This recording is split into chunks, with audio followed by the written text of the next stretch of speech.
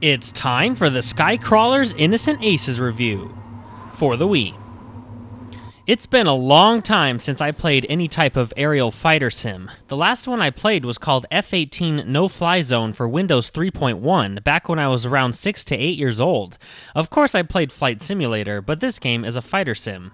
The game is based around a Japanese anime movie, The Skycrawlers. I've never seen the movie, and I don't know if the game has the same storyline as the movie. There are anime cutscenes as you play through the game, but I don't know if they're actually from the movie or were just made for the game. I'm not going to talk about the story too much, but it follows young fighter pilots set in an alternate universe which resembles the 1940s and 50s. You can actually skip every cutscene within the game, but it's more fun not to. In every mission, you'll pilot a fighter plane into battle alongside a handful of your comrades. Your allies' level of assistance is based on which difficulty setting you choose. They seem to really help when you select easy, and less as you up the difficulty. I only had it on normal mode, and it seemed like I received very little assistance. It's not a huge downside though, as you could complete each mission on your own, granted it will take quite a while per mission. The goal of each mission is to take down a number of dedicated targets. The other enemies are usually the target's support, which aren't necessary to take down, but it makes the mission easier to complete, and it's more fun.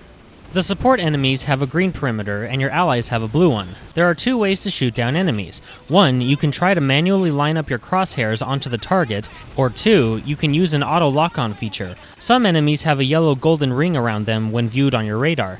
If you get inside the circumference of the ring, a gauge at the bottom of the screen will start to fill up. The gauge can fill up to 3 levels, and once it's filled up to at least 1 level, you can press A on the Wiimote to use the auto lock-on feature. This will give the game control of your plane and will line it right behind the enemy, which gives you a clear shot at it. The auto lock-on feature is very handy, but shooting down an enemy without the assistance is very satisfying. One reason because the Wiimote Nunchuck combo controls can be tricky to get the hang of. The motion controls in the Nunchuck steer the plane, but they seem to be undersensitive, as I would have to really move the Nunchuck in the direction I want it to go in. Now that's usually only for when I needed to move to the left and right, as ascending and descending worked well the majority of the time. The Wiimote acts as the throttle. When pulled up, your plane will fly faster and slow down when the Wiimote is parallel with the floor, and works very well. You can also perform maneuvers which can be very helpful, such as quick turnarounds and aileron rolls. To pull them off, hold the analog stick on the Nunchuck in any of the 8 directions and press A, and you'll have to wait a few seconds to perform another one. Now you can get used to the controls of the Wiimote Nunchuck combo, but you can also switch to either the classic controller or the GameCube controller. These control schemes make it much easier to align the crosshairs on the target, yet performing auto maneuvers feels off, as the C-stick is now the method of performing such moves. Even though the classic and GameCube controllers offer better accuracy, I don't mind using the default Wiimote Nunchuck combo. It just takes some getting used to. A second player can join in with you as a weapons Copilot. They'll use a Wiimote and point a reticle on the screen to help shoot down enemies. This assistance is very helpful, and the second player isn't bound to the plane's fixed reticle and can aim wherever and whenever they want.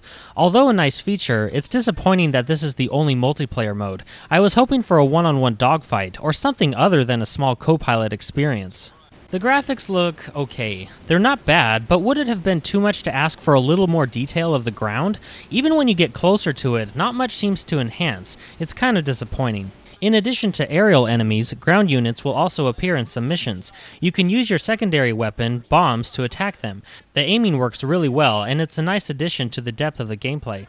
After every mission, you'll be graded on how well you did. You'll also earn upgrades for your plane, such as new engines, body armor, and ammunition, as well as whole new planes to choose from. The Skycrawler's Innocent Aces is a good game. Although the default Wiimote Nunchuck combo is a little tricky to get used to, you can plug in a classic or GameCube controller to avoid most of the awkwardness. Blowing up enemies without the use of the auto lock-on feature is very satisfying, although the lock-on is really helpful too, a good balance of difficulty, and lots of unlockable upgrades. I was disappointed in the lack of multiplayer modes. I feel like the graphics could have been tuned up some, and the motion controls of the Nunchuck need to be adjusted by a fair amount, as it could quickly get frustrating trying to take down enemies using this control scheme.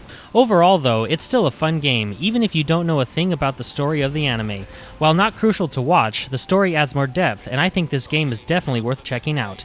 This game gets a 3.75 out of 5 with the title of Awesome.